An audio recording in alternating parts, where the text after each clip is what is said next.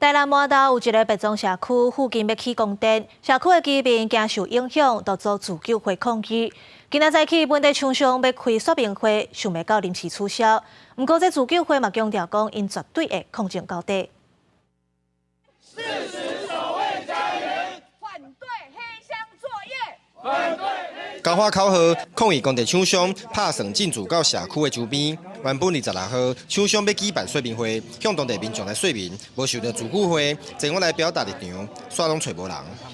有这种所谓的绿能公司跟政府，为了要达到2025年20GW 绿能发电量的目的，竟然偷偷摸摸的、暗自的、无声无息。我们人民需要这样的吗？在昨天说要改期，我们不能接受，因为接近社区太近了。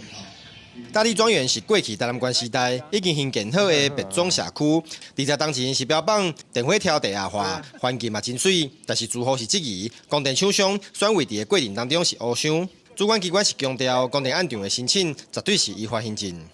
黑箱作业不明不白的，要把我们圈在光电板里面，而且还要设发电厂。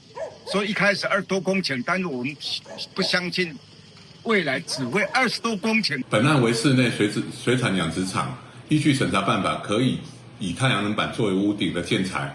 那等后续设施建制完成之后，必须依照经营计划书来投入养殖，它的鱼种也必须符合经营计划书的内容。厂商是表示，因为地方之前就要等待沟通协调，说明会是延到后个月来举办。自救会是强调，为了居住环境，一定会抗议到底。公司新闻郑混淡报道。